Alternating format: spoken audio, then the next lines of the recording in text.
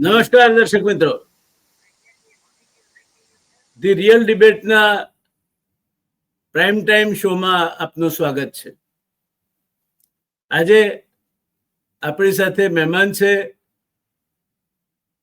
ભાઈ હિમાંશુભાઈ ભાયાણી, એક સિદ્ધહસ્ત વરિષ્ઠ પત્રકાર, જેમને રાષ્ટ્રીય તેમજ આંતરરાષ્ટ્રીય માધ્યમોનો બહોળો અનુભવ છે. નાણાકીય બાબતોના એ નિષ્ણાત વિશ્લેષક છે અને લગભગ 3 દાયકા જેટલો આ ક્ષેત્રનો એમની પાસે અનુભવ છે. હિમાંશુભાઈ આપણા માટે નવા નથી, પણ છતાં પણ કોઈ દર્શક મિત્રો નવા જોડાયા હોય તેમના પૂરતું આ ઓળખાણ આટલી ટૂંકી હિમાંશુભાઈની જરૂરી હતી, એ ઔપચારિકતા મેં પૂરી કરી છે. વિષય છે આજનો, પહેલા નોરતાથી જાણે મહાન પરિવર્તન આવી ગયું હોય. એના પહેલા પ્રધાનમંત્રી શ્રી દૂરદર્શન પર અને બધી ટીવી ચેનલો પર આવી ગયા.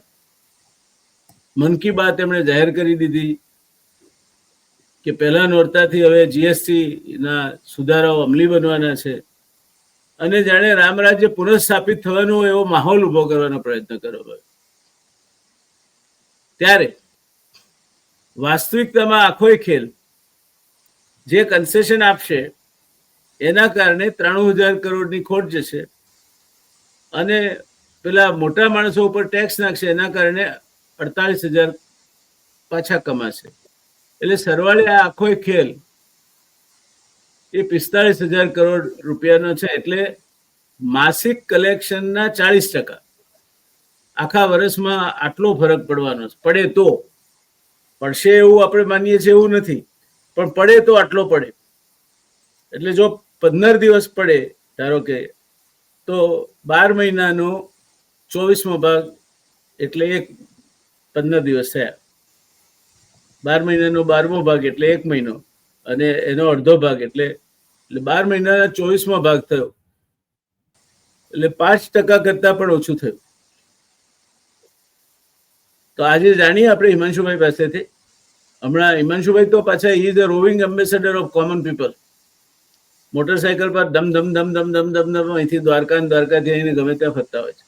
એટલે એમને જેને કહેવાય ને પલ્સ ઓફ ધી સિચ્યુએશન, એના ધબકાર એમને સંભળાય છે. હંમેશા he is well connected with the ground realities. તો હિમાંશુભાઈ, આ જે પહેલા નોરતાથી જે જીએસટીમાં જે સુધારાઓ અમલી બન્યા ને જેના કારણે હવે રામ રાજ્ય ફરી આવવાનું છે, એ બાબતમાં આપનું મંતવ્ય શું છે? અને તમે હમણાં કઈ ખરીદી કરી હોય, સસ્તી પડી હોય 15-20%, એવું કઈ થયું હોય તો એ પણ કહેજો. નમસ્કાર રિયલ ડિબેટના દર્શકોને, આપને સૌ કોઈ જે આ કાર્યક્રમ જોઈ રહ્યું હોય, આપની ટીમને સૌને. સાહેબ, આ ગણિત મને છે ને સમજવું મારા માટે અઘરું છે. હું કોઈ જેને કહી શકાય નિષ્ણાત નથી, હું વિદ્યાર્થી છું. આપના જેવા લોકોને સાંભળું છું, જે ઇકોનોમીની ચર્ચા કરતા એવા લોકોને સાંભળું છું, પણ પોઈન્ટ મને આ ગણિત સમજાતું નથી. અને આ ગણિત મારે સમજવું એટલે પડે છે કે 1 + 1 = 11, પછી 1 + 1 = 2, એ બધું સમજી શકાય એવું છે. પણ 1 માઇનસ કોઈ પણ એક એક્સ વેલ્યુ કરો એટલે એ વેલ્યુ ઘટે. એ વેલ્યુ ઘટે એ વાત સાચી છે, પણ એ વેલ્યુ ઘટવાથી બચત કેવી રીતના થાય છે એ મને સમજાતું. નંબર 1, એ વેલ્યુ ઘટવાથી એનું કન્ઝમ્પશન વધશે. એ લોજિકને હું સ્વીકારું છું કે ભાઈ બરોબર છે, ચાલો કન્ઝમ્પશન વધશે. તમે કોઈ XYZ પ્રોડક્ટ, એટલે આપણે આપણા નોર્મલ કેસમાં નાના માણસોથી લઈને મોટા માણસોની જો આપણે વાત કરીએ તો એમાં આપણે એક બેઝિક વસ્તુ લઈએ કે સાયકલથી લઈ 2 વ્હીલર કે જે પણ કાંઈ છે 4 વ્હીલર, કે એમાં ઘટાડાની વાત આવી રહી છે. અને બાકી જે જીવન જરૂરિયાત ચીજો જે પણ કાંઈ ટેક્સ નેટમાં હતી એના ટેક્સ સ્લેબ ચેન્જ થયા છે. હવે પેન્સિલનું કોઈ ગણિત આપ્યું કે 5 રૂપિયાની પેન્સિલ 4 રૂપિયાને 80 પૈસામાં મળશે. તો 20 પૈસામાં આજે મળે છે શું? પેન્સિલ. બરાબર. 20 પૈસામાં બચત છે એ 20 પૈસાની છે, બરાબર છે. હવે માની લો કે 50 રૂપિયાની 10 પેન્સિલ લીધી તો એ 2 રૂપિયા બચ્યા. ઓલરાઈટ, તો 2 રૂપિયામાં 2 શેમ્પૂના પેકેટ આવે રૂપિયાવાળા સેશે, બીજું તો કઈ જાજુ આવી ના શકે એમાં. કે દાણાદારની 4 પડીકી આવે 50 પૈસા વાળી, એનાથી વધારે કઈ આવી ના શકે. 2 રૂપિયા એ બચત નથી, કહેવાનો પોઈન્ટ મારો એમ છે. હવે આને જે બચત મહોત્સવ તરીકે એને જે પ્રોજેક્ટ કરવામાં આવી રહ્યું છે, એઝ અ બિઝનેસ જર્નલિસ્ટ હું આ જે પણ કાંઈ વાત કરું છું, હું જે રીતના I fully see your point. Please go ahead. Whatever is your opinion, in case I differ, I will tell it frankly. But so far, so you are saying whatever is the hitting the bullseye. ચોક્કસ. અને I think મોટાભાગના દર્શકો આપણને એમ કહે છે કે આપણે અંગ્રેજીમાં વાત નહીં કરી, એટલે આપણે અંગ્રેજીમાં વાત નહીં હા, આપણે અંગ્રેજીમાં નહીં કરી વાત. અંગ્રેજીને આ જકાર આપી વાત કરશું. એટલે પરિસ્થિતિ એ છે સાહેબ કે બિઝનેસ જર્નલિસ્ટ તરીકે જ્યારે હું જોઉં છું ત્યારે મારે સમજવું એ પડે છે ને જે પ્રકારનું નેરેટિવ આવે છે કે આ બચતોત્સવ. હવે ફેસ્ટિવલના દિવસોમાં બચતોત્સવ કેવી રીતે? ફેસ્ટિવલના દિવસોમાં જે બચત કરેલી હોય એ વાપરવાની હોય, બરાબર છે. એમાં બચતોત્સવ જેવું ન હોય. નવી ખરીદીઓ એટલે થાય ફેસ્ટિવલના દિવસોમાં કે ઓટોમેટિકલી ડિસ્કાઉન્ટ આવતા હોય છે. તમે આજે XYZ રીતે, હું નોર્મલ એક વસ્તુ કહું કે આજના જમાનામાં બધા ફોન વાપરે છે, એટલે ફોનની સાથેની એક બેઝિક એસેસરી છે, એ કાં પાવર બેંક હશે, કાં કોઈ કેબલ હશે, અથવા તો બ્લુટૂથ હેડસેટ હશે જે કદાચ કોઈ ગળામાં લગાડીને ફરતું હશે, કોલા પર્ડ્સ કે એની તમે પ્રિન્ટેડ પ્રાઇસ જોજો અને એ જે કાઉન્ટર ઉપર જે રીતના માર્કેટમાં વેચાતી હોય છે એનો ભાવ. હમણાં થોડા દિવસો પહેલા, એટલે આ બચતોત્સવ ચાલુ થયો એના થોડા દિવસો પહેલા મારે વાળવાની સાવરણી લેવાનું થયું, કારણ કે હું અત્યારે એક કેમ્પિંગ ફેઝમાં દ્વારકામાં રહી રહ્યો છું, મારું ઘરનું થોડું કામ ચાલુ, એટલે જ્યાં હું રહું છું ત્યાં ઘર રિપેરમાં છે અત્યારે. બરાબર. હા, એટલે પરિસ્થિતિ એ થઈ કે સાવરણીની પ્રિન્ટેડ કોસ્ટ હતી 130 રૂપિયા હતી ને મને એ સાવરણી 80 રૂપિયામાં ઓન ધ કાઉન્ટર આપવામાં આવી. એટલે પ્રિન્ટેડ કોસ્ટ કરતા 50 રૂપિયા ઓછી, બરાબર છે. આ જ વસ્તુ તમામ આઈ મીન ઇલેક્ટ્રોનિક પ્રોડક્ટ્સમાં છે કે તમામ ઓલામાં છે. અને ફટાકડામાં તો આ વર્ષોથી છે. ફટાકડાની પ્રિન્ટેડ કોસ્ટ કરતા ફટાકડા હંમેશા 50%માં વેચાય અને તો એમાં 25-30% માર્જિન છે સિઝનલની જો વાત કરીએ તો, બરાબર છે. હવે મોટા ભાગની ખરીદીઓ જે છે કે જે ડેટા કે જે પણ કાંઈ આવતું હોય એ ફેસ્ટિવલના ડેટા એવી રીતના હોય કે ફેસ્ટિવલનો એક ચોક્કસ વર્ગ હોય છે ખરીદીનો, ને ફેસ્ટિવલમાં બધા, એટલે આઈડિયલી તમે ભારતમાં જે નાણાકીય વર્ષ છે એ નાણાકીય વર્ષને આમ તમે જોવા જાઓ તો એપ્રિલ, મે, જૂન, એટલે જૂનથી મનસૂન સિઝન ચાલુ થઈ જાય અને આમ તમે જોવા જાઓ તો મનસૂનની સાથે સાથે ફેસ્ટિવિટી એ ચાલુ થઈ જાય. શ્રાવણ મહિનો છે કે પછી આ બધા દિવસો ચાલુ થઈ જાય, દિવસથી બધા પરબલો શરૂ થાય, બધા પર્વો શરૂ થાય, બરાબર છે. હવે ત્યારથી તમે જોવા જાઓ તો આખા સમગ્ર ભારતમાં ક્યાંક ને ક્યાંક પર્વ હોય. મહારાષ્ટ્રમાં ગણેશોત્સવ હોય, વેસ્ટ બેંગોલમાં દુર્ગા પૂજા હોય, દિવાળી સુધી અને ઓલમોસ્ટ ક્રિસમસ સુધી ને ક્રિસમસ વેકેશન સુધીની એક આખી કન્ઝમ્પશન ચાલ્યા કરતું, બરાબર. એટલે એપ્રિલ, મે, જૂન ને બાદ કરો તો એપ્રિલ, મે, જૂનમાં જનરલી જે કન્ઝમ્પશન હોય એ યુનિફોર્મનું હોય, દફતરનું, ચોપડાનું, આ બધું હોય, કારણ કે સ્કૂલો ખુલતી હોય. અને સ્કૂલો ખુલ્યા પછી ફેસ્ટિવિટીના દિવસો આવે, એટલે એ દરમિયાન આપણે જોવા જઈએ તો પેલા ક્વાર્ટરનો ડેટા થોડોક તમને કદાચ એના અર્નિંગ્સ કોઈ પણ કંપનીના બીજા ત્રીજા એ ઓછા આવે. સ્ટેશનરીમાં એમાં જે કામ કરતા એના સારા અર્નિંગ્સ ને બધું હોય, આઈટી ને આ બધું જો એમાં સારા અર્નિંગ્સ હોય. આઈ મીન ખાસ કરીને આઈટી હાર્ડવેર કે આઈટી હાર્ડવેર રિલેટેડ પ્રોડક્ટ્સ, કારણ કે એજ્યુકેશનમાં જે રીતનું જોતું એ રીતનું હોય, એ ખરીદીઓ બધી એ દરમિયાન હોય. અને આ બધું જે છે, જે મોટી મોટી ખરીદીઓ છે, સ્કૂટર છે, ફ્રીજ છે, આઈ મીન વ્હાઇટ ગુડ્સ છે, કે આ બધી જે ખરીદી હોય એનો આપણને ફેસ્ટિવનો ડેટા મળે. ગોલ્ડ છે, સિલ્વર છે, એટલે તનિષ્કથી માંડીને આ બધાના જે પરિણામો આવે એ બધા બહુ જુદા હોય. ટૂંકમાં ટાટા કંપનીના જે કન્ઝ્યુમરના જે પરિણામો આવે એ જુદા હોય આખા. અને ઈ ક્વાર્ટર છે એ જૂન, જુલાઈ, ઓગસ્ટ, આઈ મીન જૂન એક તો પહેલા મહિનાનું, એટલે જુલાઈ, ઓગસ્ટ, સપ્ટેમ્બર, ઓક્ટોબર, નવેમ્બર, ડિસેમ્બર, આ 6 ક્વાર્ટર એવા હોય કે એમાં even cinema distribution exhibition companies હોય એ બહુ મોટા રિલીઝીસ લઈને આવે. અને એનાય ટિકિટના ભાવ એવા આપણે જોયા છે, 1000 રૂપિયા ટિકિટના ભાવ હોય અમુક સમયે, અઠવાડિયાના બુકિંગ હોય, 200 કરોડ તો એડવાન્સ બુકિંગમાં કંપનીઓ મૂવીઝ બનાવીને બેઠી હોય, અને આવા બધા રિલીઝીસ ત્યારે સોર્ટેડ. એટલે આખી એક પ્રક્રિયા ઇકોનોમીની ઈ આ ફેસ્ટિવલને આસપાસ હોય. અમુક ઈદના રિલીઝ હોય, અમુક દિવાળીના રિલીઝ હોય મૂવીઝના ને આ બધા. અને રેસ્ટોરન્ટ્સમાં તમે જાઓ, હોટેલ્સમાં તમે જાઓ તો ડિસ્કાઉન્ટ્સ હોય, ફેસ્ટિવલ ફ્લેવર્સ હોય, ડિસ્કાઉન્ટ્સ હોય. ઇવન જે બધી જે ફૂડ બનાવતી જે કંપનીઓ છે, આઈસ્ક્રીમ છે કે આ બધું, એના ફેસ્ટિવલ ફ્લેવર્સ લોન્ચ થતા હોય, એમાંય ડિસ્કાઉન્ટ્સ હોય. એક ટબ લ્યો તો એકની સાથે બીજું ટબ ફ્રી ને આવું બધું બેઝિકલી, રાઈટ? એટલે એ ઓટોમેટિકલી એક બિઝનેસ સેગમેન્ટને કેટર કરતા હતા. અને હવે એમાં તમે એમ કહો છો કે જીએસટી ઘટાડવાથી એમ કે આમાં કન્ઝમ્પશન વધશે. એગ્રી, હું એ વસ્તુ સાથે સહેમત છું કે જીએસટી નો ટેક્સ ઘટાડવાથી કન્ઝમ્પશન વધશે, સબ્જેક્ટ ટુ કન્ડિશન કે ઈ ડિસ્પોઝેબલ ઇન્કમ પબ્લિકના હાથમાં હોવી જોઈએ. તમે જીએસટી એવા ટાઈમે ઘટાડ્યો છે જ્યારે H1B વિઝાની હારાકીરી ચાલુ થઈ છે. મેટ્રો સિટીઝમાં ને ખાસ કરીને સર્વિસ સેક્ટર ઇન્ડસ્ટ્રીમાં જે આઈટી સેન્ટ્રિક ગ્રોથના જે માણસો છે, એની મોટામાં મોટી સમસ્યા આજે એ ચાલુ થઈ ગઈ છે કે એની નોકરી રહેશે કે નહીં એને ખબર નથી. અને ઈ એક સેટલડ ક્લાસ હોય એટલે વધીને કદાચ ઈ કપડામાં કે એમાં કન્ઝમ્પશનમાં જાય. ઈ કઈ દર વર્ષે ફ્રીજ નવું ન લે, ઈ દર વર્ષે નવી ગાડી ન લે. કોઈ મિડલ ક્લાસ કે નિયો રિચ ક્લાસમાં જે માણસ આવ્યું હોય તો આ કન્ઝમ્પશન વધશે એની તમે ક્યાં આધારે વાત કરો છો? પહેલી વસ્તુ વધશે તો સેલફોન ને આ બધું છે એ સમજી શકાય એવી વસ્તુ છે, એમાં વધશે, એમાં જોવા મળશે, તો એ તો બેનિફિટ જાય છે ચાઇનાને.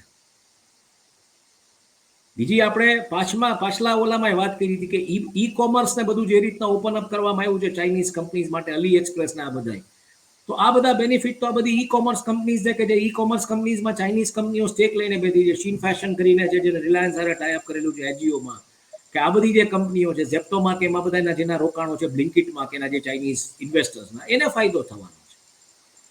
આનો ફાયદો પબ્લિક માટે બચતોત્સવ કેવી રીતના છે એ મને સમજવું મારા માટે અઘરું થઈ જાય છે. એટલે હું કહું છું કે 1 - X વેલ્યુ ઘટે, કન્ઝમ્પશન વધે, હું સમજી શકું એમ છું.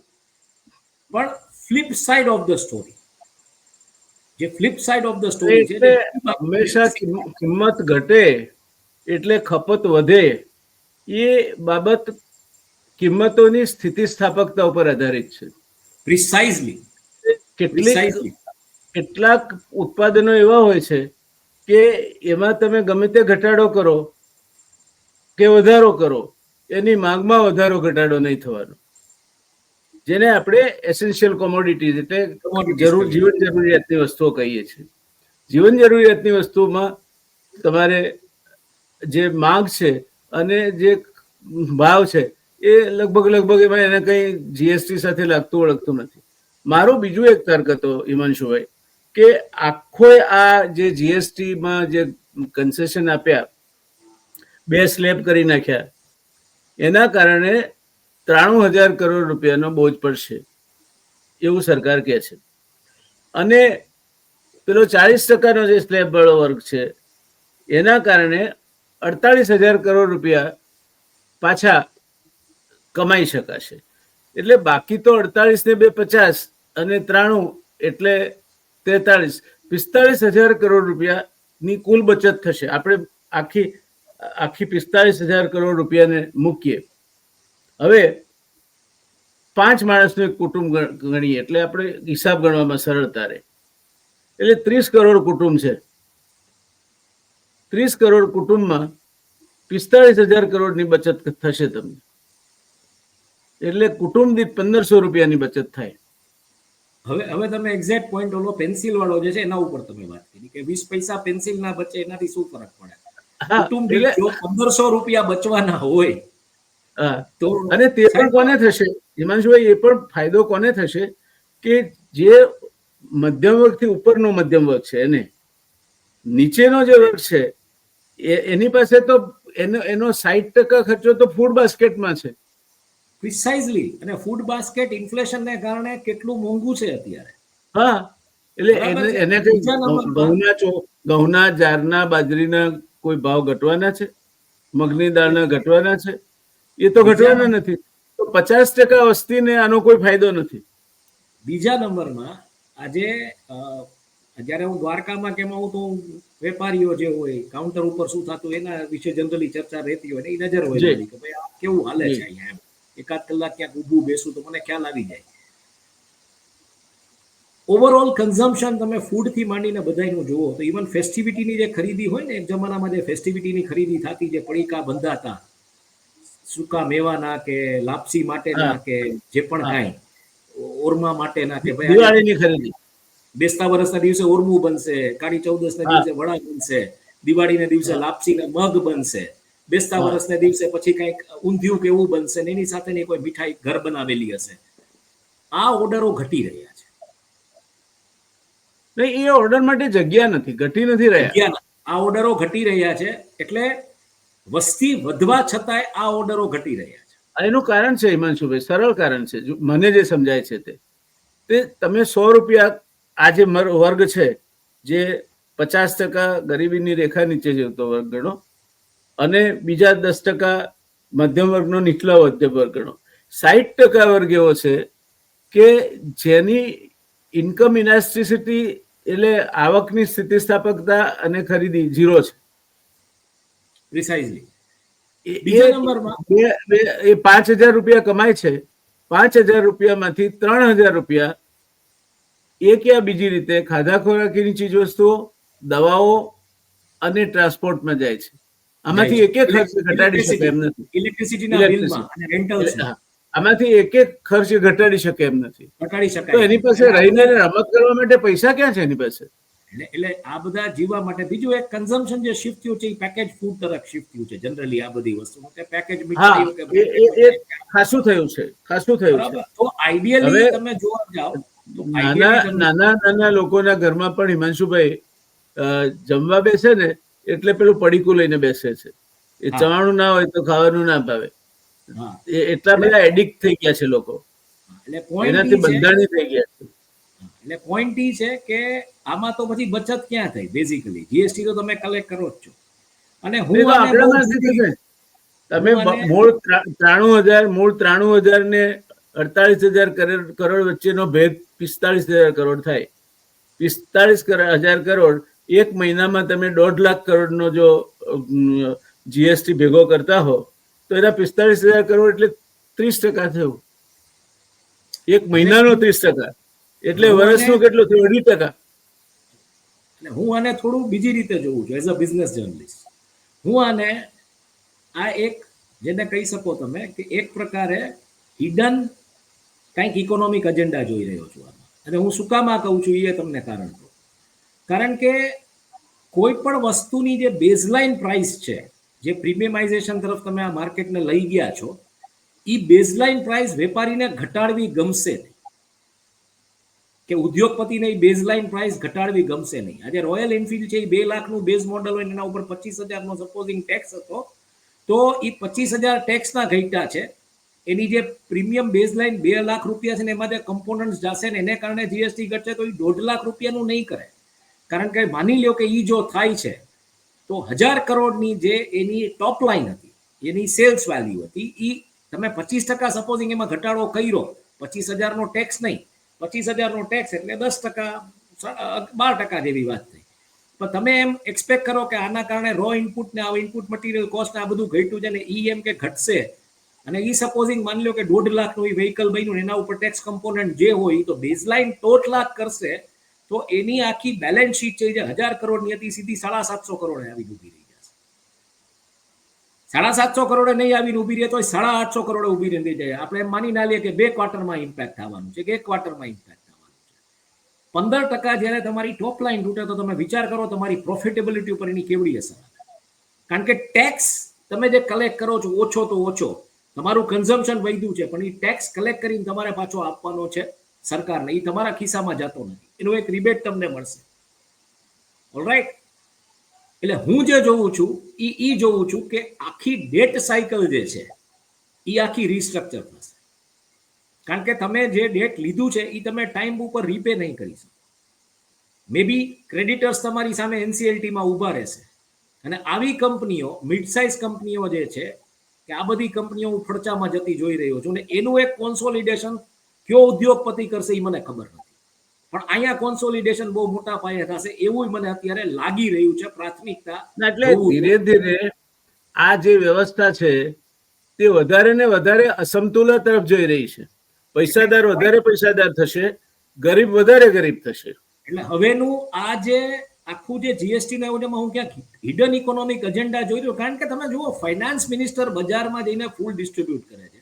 આ ફાઇનાન્સ મિનિસ્ટર જેઓલા હોટેલિયરને ખખડાવે છે કે તું કેમ બોલસ આવું, ઈ ફાઇનાન્સ મિનિસ્ટર આજે બજારમાં જઈને ફૂલ ડિસ્ટ્રીબ્યુટ કરે. ને ઈ વિઝ્યુઅલ્સ જ્યારે વાયરલ થાય ને ત્યારે સમજી લેવાનું કે આ કંઈક બહુ મોટી સ્મોક સ્ક્રીન ચાલી રહી છે અને આની પાછળનો કંઈક એજન્ડા જુદો છે. બીજું કે યુએસ ટેરિફને કારણે જે તમે એક સરપ્લસ તમારું જે હતું, આઈ મીન ટ્રેડ સરપ્લસ તમે નેશન સાથે હતા, એનો ક્યાંક ડેન્ટ આવ્યો છે. એટલે એ તમારે સરભર કરવો છે, બરાબર છે. અને રૂપિયો એવી પરિસ્થિતિમાં ગગડીને 88 એ પહોંચ્યો છે. તમે શેર બજાર હાઈ વેલ્યુએશન ઉપર એટલે ઇન્ટેક રાખી રહ્યા છો કારણ કે ડીઆઈઆઈ ઊંચા ભાવનો માલ ખરીદી રહ્યા છે. ડીઆઈઆઈ જે એફઆઈઆઈ વેચી રહ્યા છે, ડીઆઈઆઈ ખરીદી રહ્યા છે. ઓલો 1500 વાળો, એટલે માની લો કે શેરની વેલ્યુ આઈડિયલી અશ્વથ દામોદરની ભાષામાં કહું તો 750 રૂપિયા, 1500 વાળો શેર ફેંકે છે બજારમાં, તો ઓલો 1500 વાળો ઝીલી લે છે. એટલે ઊંચા વેલ્યુએશનનો માલ ડીઆઈઆઈ ખરીદી રહ્યા છે. એટલે આ તમે ક્યાં સુધી ટકાવી રાખશો? અને આ આખું સર્કલ ટકાવવા માટે, કારણ કે I am coming back to the stock market, કે જો તમારી ટોપ લાઈન ઘટી, તમારી પ્રોફિટેબિલિટી ઘટી, તમારી અર્નિંગ પર શેર ઘટશે, તમારું ઈપીએસ ઘટશે, તમારો ઓટોમેટિકલી શેરના પ્રાઇસમાં તૂટ આવશે. અને ઈ શેરનો ભાવ જ્યારે તૂટશે ત્યારે પરિસ્થિતિ શું થશે? એટલે ક્યાંક જે ઊંચા ભાવમાં જે ડીઆઈઆઈ લઈને બેઠો છે એ ટકાવા રાખવા માટેની આ રમત છે. ઓછા કોર્પોરેટ ટેક્સીસ, અને એમાં જ્યારે આ તમે આ દિશામાં લઈ જશો ત્યારે હું એવું માનું છું કે આ એક નોટબંધી જેવી આખી રમત થવા જઈ રહી છે. કદાચ મે બી હું ખોટો પડું, મોટા ભાગના કેસમાં હું ભગવાનને પ્રાર્થના કરું છું કે હું ખોટો પડું, પણ હું જે આકલન જે આમાં તમે ખોટા પડો એવું લાગતું નથી. તાર્કિક રીતે આમાં તમે ખોટા પડો એવું લાગતું નથી. એટલે મને આ એક પ્રકારનું જેને કહી શકો કે હિડન ટેક્સ ડિમોનિટાઇઝેશન લાગે છે નિયો રિચ ક્લાસ વર્ગ માટે. અને ઈ જ્યારે તૂટશે ત્યારે ઈ જે કોન્સોલિડેટ થશે બધું, ઈ કોણ કોન્સોલિડેટ કરશે મને ખબર નથી. ઈ ફંડ્સ પાછા, જેમ હિન્ડનબર્ગે તો ક્લીન ચીટ આપી દીધી, પણ ઈ ફંડ્સ પાછા ઉપરના 10% વાળા, એટલે ઈ ફંડ્સ પાછા કંઈક ઓલા ટેક્સ હેવન્સથી રીરૂટ થઈ સ્ટોક માર્કેટમાં આવશે, પાછા એમાં શેર્સ એક્વાયર કરશે, પાછી એમાં રમતો થશે. એટલે મને ક્યાંક એવું લાગી રહ્યું છે કે આ એક કોન્સોલિડેશનનો બહુ મોટો ગેમ પ્લાન છે. મે બી હું ખોટો, હું ભગવાનને પ્રાર્થના કરું હું ખોટો પડું, પણ મને ક્યાંક આ કોન્સોલિડેશનનો બહુ મોટો ગેમ પ્લાન લાગી રહ્યો છે. અને આ મીડિયમ લેવલના કે નિયો રિચ ક્લાસના જે બિઝનેસીસ છે, ઇન્ટરમીડિયેટરી બિઝનેસીસ, ઈ આખા કોન્સોલિડેટ કરવાની રમત કોઈ રમી રહ્યું છે, જેથી કરીને આખી બેકવર્ડ ઇન્ટિગ્રેશન ને ફોરવર્ડ ઇન્ટિગ્રેશન બે ઉપરનો કંટ્રોલ કોઈ એવા જૂથોનો આવી જાય કે જે ધારે ત્યારે માર્કેટ પિવોટ કરી શકે, ધારે ત્યારે માર્કેટ કંટ્રોલ કરી શકે, અને કરન્સીમાં પછી એ લોકો એ રીતના રમી શકે. કારણ કે તમે કોર્પોરેટ ટેક્સના બેનિફિટ આપ્યા છે. અને આ મને શું કરવા લાગી રહ્યું છે કે આ થશે, કારણ કે મોટામાં મોટો પ્રશ્ન સ્વદેશી લખવાથી કે આ ઘટાડવાથી, જે તમે કીધું કે સ્થિતિસ્થાપકતાનો જે નિયમ લાગુ પડે એ પ્રમાણે કન્ઝમ્પશન વધશે એની કોઈ ગેરંટી નથી. નિયમ છે ફિઝિક્સનો, કન્ઝમ્પશન નહીં વધે. પાણીના પ્રવાહનો બહુ સીધો ને સાદો જે ફિઝિક્સનો નિયમ છે એ કે કુવામાં હોય તો અવેડામાં આવે. હવે કુવામાં જ નથી અત્યારે, પરિસ્થિતિ એ થઈ છે. અચ્છા, આ જે તમે ટેક્સ કલેક્ટ કર્યો જીએસટી નો આટલા વર્ષમાં, એ દરમિયાન તમે એટલી ગવર્મેન્ટ જોબ્સ ક્રિએટ નથી કરી કે આજે ઈ ગવર્મેન્ટ જોબ્સ થકી, કારણ કે government is the largest pay master today, corporate કરતા સારામાં સારા પગાર હવે ગવર્મેન્ટ આપતી થઈ ગઈ. એટલે ગવર્મેન્ટ એવડી જોબ્સ ક્રિએટ નથી કરી કે સરકાર કરી પણ નહીં શકે, ઇન્કમ માર્કેટમાં પાછી આવે. સરકાર કરી પણ નહીં શકે. એટલે મને ડાઉટ છે કે તમે એક બાજુ ડિસ્પોઝેબલ ઇન્કમ લોકોના હાથમાં આપી નથી, તમે આ બધું કર્યું છે ને અલ્ટિમેટલી તમે આ દિશામાં લઈ જાઓ છો. હજી coming back two one old point, જે આપણે જે જૂનો એક મુદ્દો આપણે ફરીથી ચર્ચા લે, જે આપણે હંમેશા ચર્ચામાં જીએસટી વખતે લીધો છે કે જો 64% વર્ગ જીએસટીના બોજ હેઠળ દબાયેલો છે, બાકીનો આઈ મીન 36% વર્ગ પાછો રિક્લેમ કરે છે ક્રેડિટ. ઉપરનો 3% વર્ગ જ જીએસટી ને થી અસર પામે છે. હા, એટલે ઈ જે 3% જીએસટી ઉપરનો વર્ગ ભરે છે. એટલે એ જે રિક્લેમ કરે છે ક્રેડિટ લેખે, જે કદાચ હવાઈ મુસાફરી કરે છે તો એ ક્રેડિટ લે છે એમાં હવાઈ મુસાફરીમાં. પણ બધું આ એના જે ઘરે 76% એના ઘરે છાપવું આવે છે, સાબુ આવે છે, હેન્ડ વોશ માટેનું સેનિટાઈઝર આવે છે. આ બધું કંપનીના ખર્ચને જોખમે આવે છે. બરોબર, તો એ બધામાં જ્યારે પાછું એ રિક્લેમ કરે છે, પણ જ્યારે સાઇટ ઉપર એક મજૂર ગોધરાનો જ્યારે ટૂંકમાં પોતાના બાળક માટે 5 રૂપિયાનું બિસ્કિટનું પડીકું લે છે ને રોતો હોય તો શાંત પાડવા માટે, કે છાસનું પેકેટ લે છે 10 રૂપિયાનું, એમાં જીએસટી જે ભરે છે ઈ જીએસટી પાછો રીપોકેટ કરવો આવા ક્લાસના હાથમાં થ્રુ યુપીઆઈ. તમે કહો કે કમ્પલસરી સ્માર્ટફોનથી જ એ લોકો પેમેન્ટ કરે અને એક એકનું વોલેટ બનાવી દો કે 36,000નું ટોટલ કન્ઝમ્પશન સપોઝિંગ એનું વર્ષનું થયું છે ને એમાં 6,000 એને જીએસટી ભર્યો છે, ઓટોમેટિકલી કેલ્ક્યુલેટ થાય. Big data, computing, internet of things, cloud computing, આવી બધી જે વાતો કરે છે ને આર્ટિફિશિયલ ઇન્ટેલિજન્સ, એના ઉપરથી અમે બધું કરીએ છીએ. એ જ બધું વાપરી ડિજિટલ ઇન્ડિયા હેઠળ આ સરકાર એવું કરે કે એક ઈ પોકેટ ક્રિએટ કરીને એમાં 6,000 માંથી 3,000 રિબેટ આપે. એ રિબેટ પાછું એ લોકો જ્યારે ગોધરાવાળા દિવાળીના વેકેશનમાં પોતાના ઘરે જાય એસટી બસમાં, એનાથી ટિકિટ ખરીદી શકે, રેલવેની ટિકિટ ખરીદી શકે, લાઇટનું બિલ પે કરી શકે. એટલે એ પૈસો પાછો ગવર્મેન્ટ યુટિલિટીઝમાં ચર્ન થશે. પણ આ ક્યાંય થઈ નથી રહી. એટલે બચતોત્સવ કેવી રીતના છે એ કેવું અઘરું છે. બીજું એટલે બે વસ્તુ છે હિમાંશુભાઈ, બિફોર યુ પ્રોસીડ, બે વસ્તુ છે. એક તો આ આપણે કાં તો મૂર્ખ છીએ, જે છીએ, હું તો મારા વિશે તો મને કોઈ ભ્રમ છે જ નહીં કે આપણે મૂર્ખ છીએ. કારણ કે તમારા પૈસા કરવેરા તમે ભરો અને દિવાળી વખતે નાણામંત્રીએ આટલી ભેટ આપી, વડાપ્રધાને આટલી ભેટ આપી. અરે ભાઈ, પૈસા અમારા, તમે તો મુનિમજી છો, તમને બિહારે ત્યાં વહીવટ કરવા, તમે શેની ભેટ આપો છો? તેરા પુન તેરે દ્વાર. અને લોકો માને છે કે જોયું આટલી બધી ભેટ આપી આપણને, એમ કે તમને તમને તમે માની ગયા એનું તમને એક વસ્તુ દેખાડું, તમને બહુ મજા આવશે. હા, અનફોર્ચ્યુનેટલી ફાઇલ આવતી નથી, પણ તમને દેખાડું જો શક્ય હોય ને તો. જી દર્શક મિત્રો, મૂળ વાત એ છે કે કુલ મળીને 43,000 કરોડની બચત થાય. જે વધારેની આવક સરકારને છે એ જે બોજો પડે એમાંથી કાઢી નાખવાનો. તો એક મહિનામાં 1,80,000 થી 2 લાખ કરોડ રૂપિયાનો જો જીએસટી તમે વસૂલ કરતા હો, તો એમાં 43,000 કરોડ તો 10 દિવસનો થયો, 15 દિવસનો થયો, માની લો. તો તમે કઈ રાહત આપી, કોને આપી? અને એ રાહત આપવાથી સામાન્ય વર્ગનું માણસના વર્ગમાં એનું તમને 100 રૂપિયા પગાર હોય તો એમાંથી 70 રૂપિયા ખોરાક પેટે, દવાઓ પેટે, વીજળી બિલ, ગેસનું બિલ અને મકાન ભાડું, આ 5 વસ્તુ થઈને 70% લઈ જાય એના. તો કોને રાહત કઈ રીતે મળી મને એ સમજાતું નથી. આ બચતોત્સવ કઈ રીતે કહેવાય એને? ના, એટલે દુનિયા માની ગઈ છે આને કે ભાઈ આ બચતોત્સવ જ છે, બીજું આમાં કાંઈ છે નહીં. હવે ખબર નહીં, અત્યારે હું દેખાડી નથી શકતો, બાકી હું તમને કઈ વાંધો દેખાડવા નહીં, માંગત. હિન્દી અને ગુજરાતીના તમામ, હિન્દી અને અંગ્રેજીના તમામ અખબારોએ આને બચતોત્સવ તરીકે સ્વીકારી લીધું છે. ને ભાઈ, એમને તો જાહેર ખબર તરીકે પૈસા મળવાના છે ને. કહેવાનો પોઈન્ટ આ એટલે એમાં આર્યભટ્ટ છે ને, એમને આ લોકો માટે મને કોઈ પણ પ્રકારનું જરા પણ પેલું નથી, સિમ્પથી, સહાનુભૂતિ નથી. એમને તો જાહેર ખબરના પૈસા લેવાના, જે છાપવાનું આપે એ છાપવાનું છે. એટલે તો આપણા મીડિયા નેપાળમાં ગયા હતા તો ત્યાંના લોકોએ મારીને ભગાડ્યા, ગોદી મીડિયા કરીને, કે તમે ભાગો અહીંથી, તમે ક્યાં તટસ્થ રિપોર્ટિંગ કરો છો? આ આપણી ઇજ્જત છે. અને ઇન્ટરેસ્ટિંગ પાર્ટ એ છે કે મને જે મેં તમને કીધું મને આજે ગણિત સમજાતું નથી. આ ગણિત સમજવું બહુ અઘરું છે. અને એઝ આઈ સેડ, એટલે મને ક્યાંક લાગે છે કે આ સ્મોક સ્ક્રીન એક છે. વસ્તુ યાદ રાખો કે તર્કનો જવાબ હોય, વિતર્કનો હોય, કુતર્કનો ક્યારેય જવાબ નથી આપી શકાતો. અને નિર્મલા સીતારામન કુતર્ક કરવામાં એને પીએચડી છે.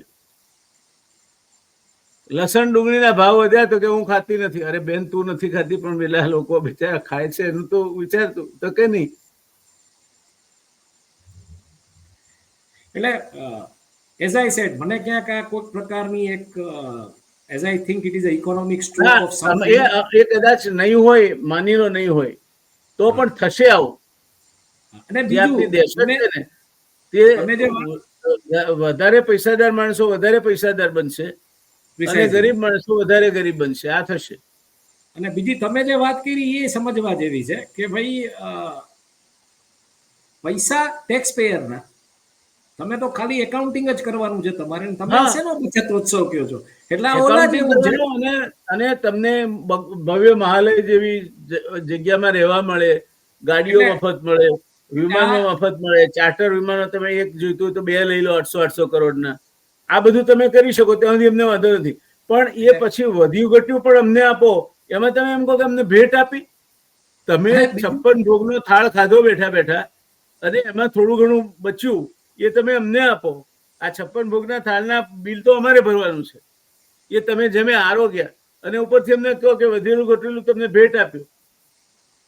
એટલે આ કોને મૂર્ખ કેવું? પ્રજાને કેવું? કાં તો સરકાર કન્ફર્મ છે, સરકારને એવો ખ્યાલ છે કે આ સામે આ જ પ્રકારનું વર્તન ઈચ્છનીય છે, એવી પ્રજા છે. એટલે આ કારણ ઓલા કે જેવું છે. Government you deserve. તમે લોકશાહીમાં જેને લાયક હો તેવી સરકાર તમને મળે છે. એટલે આ એટલે ઓલા હવે જેવું મને છે. તો એમાં કઈ સેલ્સ ટેક્સમાં બચતોત્સવ કઈ રીતે થાય સમજાતું જ નથી. જીએસટીમાં એટલે આ સમજવા માટે એક ક્લાસિક એક્ઝામ્પલ એ છે કે કોઈ સંસ્થામાં કોઈ એક વ્યક્તિ કામ કરતો હોય, શેઠ પાસેથી ઉપાડ લે, પછી શેઠને પાસેથી ઉપાડ લઈને કંઈક નવો ધંધો શરૂ કરે, ફટાકડાનો કે રંગોળીના રંગનો, અને બધાને પછી એમ બાકી કે ભાવ ટુ ભાવ આપવાનું છે, અને પછી એને બચતોત્સવ કહે, તો અલ્ટિમેટલી તો શેઠના પૈસા લાગે પછી. એટલે આ ટૂંકમાં આ જેવું છે. ખતરનાક વસ્તુ. તમારે સમજવું હોય તો આ આ કોઈ લોકોની દયા ખાવી. એટલે બચતોત્સવ મને સમજવો હોય તો કોઈ હિમાંશુભાઈ, કર્મચારી તો આ બચતોત્સવ લોકોની સમજવો હોય. દયા ખાવી કે ગુસ્સો કરવો એ નથી સમજાતું. ચાલું મારું શર્ટ લે, અથવા આ તો મારી ઘડિયાળ ઉછીની લે અને મને ટાઈમ કહેવાના પૈસા લેવાના. એટલે મારા જ બચતોત્સવ કરવેરાના પૈસા તમે ફેલ ઉડાવ્યા છે. તમે મહાલયોમાં રહો છો, પ્રાઇવેટ વિમાનો વાપરો છો, જે પહેલાના રાજા મહારાજાઓ નહોતા રહેતા એવી લાઈફસ્ટાઈલ જીવો છો, અને પછી થોડું ઘણું બચત અમારા પેલું તમારી થાળમાં કંઈક પડી રહ્યું એ તમે અમને પાછું આપો છો, એમ કહો છો કે તમે અમને ભેટ આપીએ છીએ. તો આ પ્રજાને કઈ સમાન જેવું છે કે નહીં? એટલે ઈ જ સમજવું પડે એમ છે. આ તેરા પૂન તેરે દ્વાર છે, બીજું કઈ નથી. હા, બસ બીજું કાંઈ નથી. એટલે અલ્ટિમેટલી, અને આઈ થિંક જો સમપ આપણે કરવાનું હોય તો આ જ સમજવું પડશે કે આ વેઇટ એન્ડ વોચ જેવી પરિસ્થિતિ છે. આમાં બજારોમાં લાંબા ગાળે, અને હજી સરકારને કઈ રીતનું ટેક્સનું જે પણ કાંઈ ખામિયાજો ભોગવવો પડશે, દિવાળીનું ખરેખર કલેક્શન આવે છે કે નથી આવતું એ જોવું પડશે. કલેક્શન તો આવશે, દિવાળીમાં તો આવશે. એટલે dent, overall dent percentage point of વ્યૂથી રેસિપ્રોકેટિંગ કેટલો થયો એ જોવું નહીં પડશે. પડે, કારણ કે તમારી 2% વસ્તી વધે છે, એટલે 2% બજાર તો એમને વધ્યા કરે છે. પણ પોઈન્ટ એ છે કે એ અલ્ટિમેટલી ફિનાન્શિયલ યરના અંતે ખબર પડશે કે જેને કહે ને કે રોજમેળ મહત્વનો હોય છે, બેલેન્સ શીટ મહત્વની નથી હોતી. એ સાચું. જૂની પેઢીના વેપારીઓને મારવાડી પેઢીઓ છે એ પડતા સિસ્ટમ વાપરે, રોજે રોજનો પ્રોફિટ ગણે એ લોકો. પ્રિસાઇઝલી. એટલે તમે કોઈ પણ જૂની પેઢીના વેપારીઓને મળો તો એમ કે કોઈનો ધંધો તમારે જોવો હોય, સારો છે કે બરોબર છે કે નહીં, જે પણ કઈ દીકરીનું આ બધું નક્કી થતું હોય ત્યારે લોકો શું કરે, જૂના જમાનાના લોકો એ કરતા કે એના જે મહેતાજીઓ એની પાસેથી રોજમેળ મગાવીને જોવે કે રોજમેળ કેવું છે. ઓલો તો વાત કરે બધી વાત સાચી, પણ રોજમેળ મજબૂત છે કે નહીં, રોજમેળ ઉપરથી ધંધાની હેલ્થ જે છે એ નક્કી થાય. એટલે રોજમેળ ક્યાંક આખો ગોટે ચડ્યો છે, અને આજે ગોટે ચડેલો રોજમેળ છે એ પાછો કેવી રીતના સરખો કરવો એની વાત આવી રહી છે. એટલે વેઇટ એન્ડ વોચ. મને જે મેં તમને કીધું ને, મને ક્યાંક આ એક પ્રકારનું હજી કંઈક એક ઇકોનોમિક હિડન એજન્ડા જેવું જ લાગે છે. કોન્સોલિડેશનની કોઈ રમત થવા જઈ રહી છે. કોર્પોરેટ ટેક્સીસ તમે કલેક્ટ નથી કરતા, તમે આ બાજુ કન્ઝમ્પશન વધારવા માટે તમે ટેક્સનો કમ્પોનન્ટ ઓછો કર્યો, તમે ડિસ્પોઝેબલ ઇન્કમ લોકોના હાથમાં આપી નથી, નોકરીઓ હાથમાં આપી નથી, ડિમાન્ડ વધશે નહીં, હજી વધારે ને વધારે પ્રોબ્લેમ થશે. કારણ કે જે પ્રીમિયમાઇઝેશન વાળું માર્કેટ હતું એ તૂટશે, તો એમાં બિઝનેસીસ સસ્ટેન કેવી રીતના થશે? નહીં, એટલે આમાં ક્લિયર કટ વસ્તુ છે કે મોર and more concentration of wealth, વધારે ને વધારે ઉદ્યોગો ઓટોમેશનના કારણે, વધારે મૂડીની જરૂરિયાતના કારણે અને ટેકનોલોજીના કારણે મોટા લોકોના હાથમાં જતા જશે અને નાનો જે વર્ગ છે એ ઘસાતો ઘસાતો અદ્રશ્ય થતો જશે. એટલે હું એમ કહું છું કે એક ફુગ્ગો તમે ફૂલાવ્યો, એ ફુગ્ગાની સાઈઝ તમે થોડી નાની કરી, થોડી ઢીલ મૂકીને એમાંથી થોડીક હવા કાઢી, બરાબર? કારણ કે એ ફુગ્ગો સમાતો નહોતો ડિસ્પ્લેમાં, તમારે એક જ ફુગ્ગો સમાતો હતો. એટલે તમે એવા કેટલાય ફુગ્ગામાંથી થોડી થોડી હવા ઓછી કરીને એક ફુગ્ગો જ્યાં સમાતો હતો ત્યાં 10 ફુગ્ગા સમાવ્યા. પણ એ 10 ફુગ્ગા વેચાશે કે એની ગેરંટી શું છે? નહીં, એમાં તો 500 તો ફૂટી પણ જાય ને. પ્રિસાઇઝલી હું એ જ કહું છું કે 5-6 ફૂટી જશે. એટલે વેચાશે એવી ગણતરી તો એ મૂકવાનો અર્થ જ નથી. એટલે બહુ સાદી ભાષામાં મારે સમજાવવું છે કે ફુગાની હવા કાઢવાથી ફુગાની સાઈઝ ઘટે, ફુગા ડિસ્પ્લેમાં વધારે મૂકી શકશો, પણ ઈ 10 એટલે પેલા તે તમે 3 ફુગા મૂકતા હતા ત્યાં તમે 10 ફુગા હશે, 15 ફુગા હશે, પણ એમાંથી તમે જે કીધું એ જ રીતના કે અમુક ફુગા ફૂટશે, ઈ ફૂટશે, ઈ તૂટશે ને ઈ કોન્સોલિડેટ થશે. એ આખું જે છે અત્યારે જે સ્ક્યુડ ડિસ્ટ્રીબ્યુશન છે, જે આવક અને સંપત્તિનો અસમાન વહેંચણી છે અને જબરજસ્ત અસમતુલા છે, એ કોઈ પણ અર્થશાસ્ત્રની કોઈ પણ તમે કવાયત હાથમાં લો તો એનો હેતુ એવો હોવો જોઈએ કે કમસે કમ આ જે અત્યારે જે બે વચ્ચેનો જે ગાળો છે એ ઓછો થાય. આ તો ગાળો વધી અને એક બાજુ વધારે ને એક બાજુ બિલકુલ નહીં, એ સ્થિતિ તરફ જઈ રહ્યું છે. સાહેબ, હમણાં મારે ગાંધીનગર જવાનું થયું હતું એક મિત્રના ઘરે, અને 80 લાખના ફ્લેટ 3 BHK ના વેચાણા નથી. હવે અત્યારની પરિસ્થિતિમાં જે આ જીએસટી રિડક્શન થયું છે એમાં 80 લાખમાં 80,000નો ઘટાડો થાય, એટલે તોય ફ્લેટની કિંમત 79 લાખ એટલે 79 લાખ 20,000 રૂપિયા થાય છે. તો 80,000ના ઘટાડા સાથે તમે એમ સમજો છો કે બધા ફ્લેટ ત્યાં વેચાઈ જશે? મને બહુ એક બેઝિક આમાં એવું છે કે જે કઈ કોમોડિટીની તમે વાત કરતા હો એની ડિમાન્ડ પ્રાઇસ સેન્સિટિવ હોવી જોઈએ. અચ્છા, 80,000નો ઘટાડો આજે આવશે, સપોઝ હું તમને કહું, એ પ્રાઇસ સેન્સિટિવ નથી. It will not make any price sensitivity forces to come into interplay. એ તો થશે નહીં. બીજું કે તમે આજે એમાં 80,000નો ઘટાડો આવ્યો એટલે હું એમ માની લઉં કે ચાલો 10 ફ્લેટ વધારે વેચાઈ જશે એવું બનવાનું છે? 80,000 માટે કોઈ નવા 10 ફ્લેટ ખરીદવા વાળા આવશે તો તમારું ઈ બબલ જે છે એ તૂટશે ઓટોમેટિકલી, અને ઈ જે ડેટ સાયકલ છે, જે બિલ્ડર કે જે ઓલો છે એને તો વ્યાજનું ચક્ર ચાલુ જ રહેવાનું છે, તો એ ક્યાં સુધી ટકી શકશે? અને હું જે જોઈ રહ્યો છું, તમને બહુ ફ્રેન્કલી કહું, ટેક્સનો પૈસો નહીં આવે તો લિક્વિડિટીની કેવડી સમસ્યા ઊભી થશે એનો કોઈને અંદાજો છે? ટેક્સનો પૈસો જ્યારે તમારી પાસે 20-30% ઓછો આવશે તો લિક્વિડિટીની કેવડી સમસ્યા ઊભી થશે? અને લિક્વિડિટીની સમસ્યાને કારણે જે ઊભી થનારી મંદી છે એનો કોઈને અંદાજો છે? તમે જીએસટી ઇમ્પ્લિમેન્ટ કર્યો 2017માં મિડ જુલાઈમાં, ત્યારથી લઈ અને આજે 2025 એટલે 17-18, 18-19, 19-20, 20-21, 22, 22-23, 23-24, 24-25, બરાબર છે?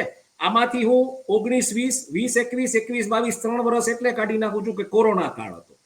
તો આઈડિયલી તમે જે ઇમ્પ્લિમેન્ટ કર્યો એ 8 વર્ષમાંથી 3 વર્ષ કાઢી નાખું તો 5 વર્ષની અંદર તમે 6 વારે સ્લેબમાં ફેરફાર કર્યા, 6 વારે બધી પ્રોડક્ટનું નલું કર્યું, તમે વારે ઘડીએ ગોલ પોસ્ટ ચેન્જ કરતા રહ્યા, અને હવે તમને એ સમજાય છે કે આ મોડલ થોડુંક સ્ટેબલ થયું હતું ને થોડુંક ક્યાંક કનેક્ટ થઈ રહ્યું હતું, પણ કન્ઝમ્પશન નથી એવી જ્યારે ફરિયાદો ચાલુ થઈ ત્યારે તમે આ ટેક્સ સ્લેબ ઘટાડ્યો. આ લિક્વિડિટી ઉપર કેવડું પ્રેશર ક્રિએટ કરશે ને કેટલી તમારે નવી કરન્સી નોટ છાપવી પડશે ને આ ક્યાં જઈને ઊભું રહેશે? ઓલરેડી ડેટ જે છે એ ડેટ જે 55 લાખમાંથી અત્યારે 200-2.25 લાખ કરોડે પહોંચી ગયું છે.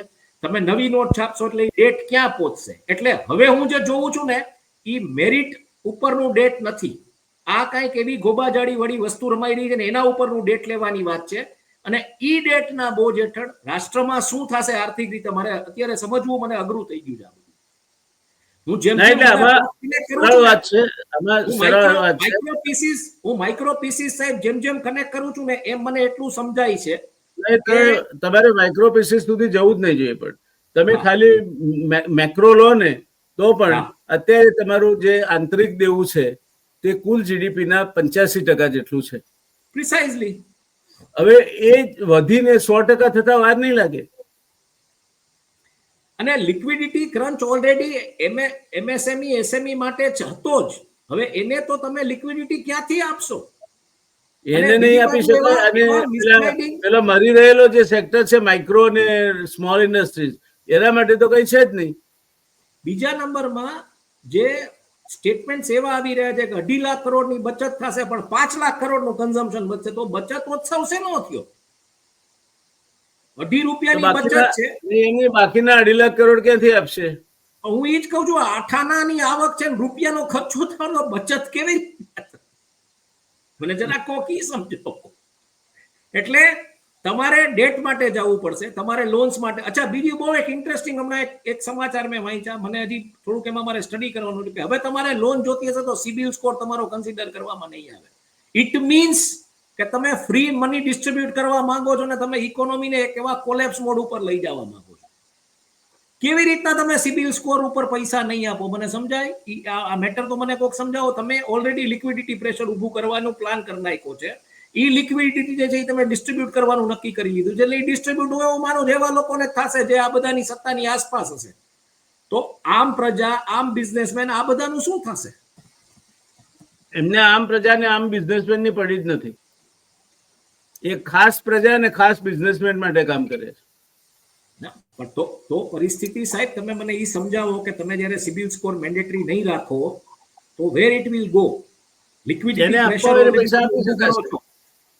જેને પૈસા તમારે આપવા હોય, તમે લિક્વિડિટી પ્રેશર રૂપિયાની વસ્તુ ઉપર જે તમે ટેક્સ કલેક્ટ કરતા હતા, જે 4 સ્લેબમાં તમે ઓછો કર્યો, સારું કર્યું, ચાલો.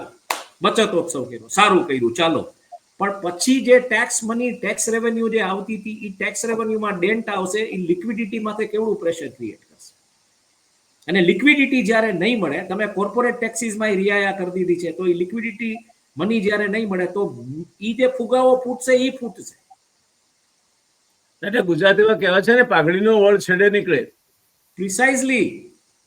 એટલે એ પરિસ્થિતિ થશે. જે આવનાર સમયની અર્થવ્યવસ્થા, એના FRBM ફિસ્કલ રિસ્પોન્સિબિલિટી બિલના જે સિદ્ધાંતો છે કે આટલી ફિસ્કલ ડેફિસિટ હોવી જોઈએ, આટલી આ હોવી જોઈએ, આટલી કરંટ એકાઉન્ટ ડેફિસિટ, બધા ખાડામાં. તો ગવર્મેન્ટ પોતાના પે બિલ્સ કેવી રીતના પે કરશે? પે બિલ માટે તો ઉઘરાવે કરશે પૈસા, જો બીજા 10 વર્ષ તો. એટલે મંદિરના પૈસા તમારે લેવા જવું પડશે, મંદિરના તિજોરીમાં પડેલા પૈસાઓ તમારે લેવા પડશે. પબ્લિક સેક્ટરના એકમો છે. આજે રિલાયન્સે IPCL લીધું તો એ પેટ્રોકેમિકલ કોમ્પ્લેક્સમાં બહુ કમાણી હતી એટલા માટે નથી લીધું, પણ એ IPCL પાસે પ્રાઇમ લોકેશન પર એટલી બધી જમીનો છે કે it has been at almost no cost to Reliance. એટલે આ બધી રમતો બહુ અલગ રીતે રમાતી હોય છે, અલગ લોકો માટે રમાતી હોય છે. એટલે હું જે સમજવા માંગુ છું આમાં કે એક તો લિક્વિડિટી ક્રંચ ઉભો થવાની સંભાવના હું જોઈ રહ્યો છું, number 1. Number 2, inflationary pressure because of commodity, cyclical commodity prices અને કરન્સી ડેપ્રિસિએશન. આ બે આપણને મારશે, કારણ કે we are oil importing economy. બરોબર છે? આના ઉપર તમે ગ્રોથ કેવી રીતના મેનેજ કરશો? ગ્રોથની હવે બહુ ચિંતા નહીં કરવાની. ના ચિંતા મારે તમારે નથી કરવાની. તમારે એટલે નથી કરવાની. સાંભળો સાહેબ, મારે તમારે એટલે શું થશે? હું તમને કહું, એટ ધ બેસ્ટ શું થશે? વધારેમાં વધારે શું થશે? આપણે જે પેલો 4%નો 3.5-4%નો હિન્દુ રેટ ઓફ ગ્રોથ હતો, એ હિન્દુત્વની સરકાર છે અને હિન્દુ રેટ ઓફ ગ્રોથ લઈ આવશે 3.5-4%. આપણે મારે તમારે ચિંતા એટલે નથી કરવાની કે આપણે આ 100 રૂપિયા વાળા, હું તો ચશ્મા પહેરું છું, વિદેશી નથી, સ્વદેશી છે, ઓલા બેવાલજીના કે એવા બધા મોવાડોની ઘડિયાળું મેં એવું બધું પહેરતો નથી. એટલે પોઈન્ટ તમારે ને મારે ખરેખર ચિંતા કરવાની કે આપણે આપણી ચાદર પ્રમાણે જ, જેને કહે ને કે સોળ પ્રમાણે જ પગ પોળા કરીએ છીએ. ચિંતા એ લોકોએ કરવાની છે ડેટ ઉપર જિંદગી જીવી રહ્યા છે, જેને કંઈક ને કંઈક લોનના હપ્તા ચાલુ છે. કાં એના ઘરે એના માની લો કે સંતાનોના મેરેજ થયા છે તો ઘર એક્સપાન્ડ કર્યા છે, કે નવા ઘર લીધા છે, કે ગાડીઓ લીધી છે, કે ધંધામાં એ રીતના રોકાણ કર્યા છે. એ વર્ગ ક્યાં? એટલે middle class, neo rich middle class અને ઓલમોસ્ટ જે SME MSME સેગમેન્ટ છે એ ક્યાં liquidity crunch is going to B the biggest trigger point, અને જ્યારે એ થશે ત્યારે પાછું આપણે આને રિપ્લે કરીને એ બાબતે વાત કરશું. અને એમાં ઇન્ફ્લેશનરી પ્રેશર, સાયકલિકલ કમોડિટી પ્રાઇસીસનું અને ઓઇલ પ્રાઇસીસનું, બરાબર છે. અને એમાં તમે ગોલ્ડ જે રીતના જઈ રહ્યું છે, સોવરિન રેટિંગ ક્યાં જઈને તમારું ઊભું રહેશે, એમાં તમે ઇન્વેસ્ટમેન્ટ કેવી રીતના, આ બધા પ્રશ્નો છે. આના જવાબ આપવા ના આપવા ઈ જે તે લોકો સત્તામાં બેઠા એના છે જવાબ કોઈ નહીં આપી શકે. એના જવાબ આપશે તો એ લોકો આંકડાની રમત જ કરશે. એનો ખરો જવાબ 6 મહિના પછી મળી રહેશે. પ્રિસાઇઝલી. હું 2 ક્વાર્ટર એટલે જ મેં તમને કીધું કે બેલેન્સ શીટ આવવા દો 31 માર્ચ 2025 હિન્દુસ્તાન યુનિલિવરની, નેસ્લેની, એટલે ખબર પડી જશે કે ક્યાં જઈને ઊભું છે. These are the benchmark. Hindustan Unilever, ITC, Nestle, આ બધી ફંડામેન્ટલી કન્ઝમ્પશન ડ્રીવન કંપનીઝ છે, જેનું રૂરલ અર્બન એક કન્ઝમ્પશન છે. અને એના ઉપર જે સિગરેટ વેચે છે એના કેશના રૂપિયા આવે છે, એના પાનના ગલ્લાના કાઉન્ટર ઉપર. કે ઈ જે આઈ મીન શેમ્પૂનો સેશે વેચે છે 1 રૂપિયાનો, તો એનો કેશ રૂપિયો આવે છે. ઈ ક્યાં જાય છે ને એ જોવાનું આવશે. અને ઈ કન્ઝમ્પશન કેવી રીતના સ્પાઇક થયું, વધ્યું ઘટ્યું, ઈ ખબર પડશે. જીએસટી નો રેટ ઓછો કરવાથી માથું કોઈ 2 પોતાના 1 શેમ્પૂના પડીકાથી પતતું હશે તો 2 શેમ્પૂના પડીકા વાપરશે એવું નથી. Please try to understand. Yes. તો અત્યારે તો હાલ પૂરતું તો આપણે બે બહુ મથામણ કરી, લગભગ 50 મિનિટથી આપણે મથીએ છીએ, પણ આમાં કોઈ ફાયદો થતો એવું શોધી શકાયું નથી. એટલે ફાયદો શોધી શકવામાં આપણે આપણી નિષ્ફળતા સ્વીકારીએ. ઉલટાનું ફુગાવાજન્ય પરિબળોને વેગ મળે અને મધ્યમ વર્ગમાં પણ છેક અપર મિડલ ક્લાસ સુધી આની અસર પહોંચે. કારણ કે જે લોકોનું 5 મુદ્દાનો ખર્ચો છે એ 100 રૂપિયામાંથી 70 રૂપિયા છે, જેમાં ખાધા ખોરાકી આવે, વીજળી આવે, ગેસ આવે, તમારે ટ્રાન્સપોર્ટ આવે, અને અચૂરણ પરચૂરણ બાકીનો ખર્ચો આવે, છોકરાઓની ફી ને એ બધો. આમાં તો કોઈ ઘટાડો થવાનો નથી. તો તમારે રમત તો કરવાની છે 30 રૂપિયા સાથે, તો આટલી બધી માથાકૂટ શું કરવા કરો છો કે? અને અલ્ટિમેટલી છે આ એક છલના છે. અને અમને માર્કેટિંગ મેનેજમેન્ટના અમારા પ્રોફેસર એવું શીખવાડતા હતા કે પ્રોડક્ટના 5 P છે જેના ઉપર પ્રોડક્ટ ચાલે: પ્રાઇસ, પેકેજિંગ, અને એમાં 5મો P એ પોલિટિક્સનો એડ કર્યો હતો. પહેલા એ નહોતો, ત્યારે 4 P કહેતા હતા. પોપ્યુલેશન, પ્રાઇસ, પેકેજિંગ, પોપ્યુલેશન અને પ્રમોશન. પ્રાઇસ, પ્રમોશન, પેકેજિંગ ને પોપ્યુલેશન, આ 4. 5મો P પોલિટિક્સનો. 5મો P પોલિટિક્સનો એને એડ કર્યો હતો. એ આ 5મો P આવનાર સમયમાં વધારે ને વધારે ઇન્ટરપ્લેમાં આવતો જશે. સાહેબ, મને છે ને અમુક વસ્તુ જોઉં ત્યારે મને નવાઈ લાગે છે કે તમે એક સ્ટેટમેન્ટ એવું આવ્યું હતું એક ઇન્ટરવ્યુમાં, પ્રધાનમંત્રી છે એવું સ્ટેટમેન્ટ આવ્યું હતું કે 30 વર્ષ મેં મારી જિંદગીમાં 1 પણ રૂપિયો ખિસ્સામાં વગર મેં કાઢ્યા છે. હવે બીજી બાજુ જુક્સ્ટાપોઝિંગ વાત એ આવે છે કે તમે એમ કહેવાય છે કે ભાઈ ચા તમે ડિલિવર કરતા, તો 30 વગર તમે કામ ધંધા વગર કેવી રીતના રહી શકો જ્યાં તમે કોઈ આર્થિક એ 30 વર્ષની વાત નથી કરતા, એ છેલ્લા 30 વર્ષની વાત કરે છે. એમને પણ છેલ્લા 30 વર્ષમાં તમારા ખર્ચે આજે તમારા પૈસા કાઢ્યા છે ને, તમારા પૈસાને જોખમે કાઢ્યા છે. એટલે પોઈન્ટ જ એ છે કે છેલ્લા 30 સાચું કહે છે. વડાપ્રધાન જ્યાં સાચું બોલતા હોય ત્યાં તો આપણે એમને ટેકો આપવો જોઈએ. એ સાચું કહે છે બિચારા કે મેં મારા ગજવામાં હાથ નાખ્યો નથી. 800 કરોડનું પ્લેન લીધું, જયારે જોઈતું હતું ત્યારે 80 રૂપિયાનું રમકડાનું પ્લેન કોઈ અપાવતું નહોતું, 800 કરોડનું લઈ લીધું, અને પછી 200-300 કરોડ બીજા ખર્ચ્યા છે. એટલે એમણે સાચું કહે છે, છેલ્લા 30 વર્ષમાં એમણે ગજવામાં હાથ નાખ્યો નથી. સાચી વાત છે. તમે બધી જ વસ્તુમાં તમે પ્રધાનમંત્રીશ્રીને ખોટા પુરવાર કરવાનો પ્રયત્ન કરો તો રાષ્ટ્ર ખોટા પુરવાર નથી કરતા, પણ જયારે તમે ગજવામાં હાથ નથી નાખ્યો, તમે બિઝનેસ કેવી રીતના, આખી કન્ટ્રીની ઇકોનોમી કેવી રીતના ચલાવશો એ સમજવું. કારણ કે તમારા ગજવામાં હાથ નાખે છે ને. અચ્છા, હા, પણ અમારા ગજવામાં નથી રહ્યા, હવે એનું શું કરવું? હવે નહીં રહેતા પછી જોઈ જશે. અત્યારે તો છે, હજુ નથી, અમારા ગજવામાં નથી. અત્યારે તો છે. અત્યાર સુધી જયારે આપણે ચા પી શકીએ છીએ, બસ એ બધું ભેગું થઈને સર્વદેવ નમસ્કાર કેશવમ પ્રતિગચ્છતિ એવું છે. હા ને, ચાલો. તો મને લાગે છે કે આપણે આજે પૂર્ણાહુતિ કરીએ, અને હોપફુલ નોટ કે 6 મહિના પછી આપણને આંચકો લાગે એવા આપણા બધા પ્રિડિક્શન ખોટા પડે, આ દેશની પ્રજા સુખી થાય, દરેકના ઘેર સોનાના નળિયા થાય, અને જેમ ઘણા બધા લોકો 30 વર્ષથી ગજવામાં હાથ નથી રાખ્યો, એમને પણ કોઈ એમના ગજવામાં હાથ ન નાખે તે પ્રકારની સ્વતંત્ર રહેણી કરણી જીવવાની તક મળે એવી શુભકામનાઓ સાથે દર્શક મિત્રો, અમે આ ચર્ચાને હવે પૂર્ણવિરામ તરફ દોરી જઈએ છીએ. મળીશું થોડાક સમય પછી, આપણે આના લેખાજોખા ફરી લઈશું, ત્યારે વધારે તથ્યો આપણી સામે હશે. અત્યારે ઉત્સવ તો છે જ નહીં, પહેલી વાત. બીજું કોઈ ભેટ આપતું નથી. આ તેરા પૂન તેરે દ્વાર છે, તમારું છે ને તમને આપવા, તારું તુજને અર્પણ એના જેવું છે. એટલે ભગવાનની પૂજા કરે સત્યનારાયણ ભગવાન કે બીજા કોઈની, હિમાંશુભાઈ, ત્યારે છેલ્લો શ્લોક એ આવે છે કે બુદ્ધિહીનમ ભક્તિહીનમ ક્રિયાહીનમ, મારામાં ભક્તિ નથી, ક્રિયાનું મને જ્ઞાન નથી, ભક્તિહીનમ ક્રિયાહીનમ બુદ્ધિહીનમ સુરેશ્વર, મારામાં બુદ્ધિ નથી, યત કૃપા મયા દત્તમ, તારી કૃપાથી મને જે મળ્યું છે, ગૃહાણી પરમેશ્વર, એ તું ગ્રહણ કર. એટલે તેરા પૂજ્ય તેરે દ્વાર છે. ધન્યવાદ, ધન્યવાદ. જી જી.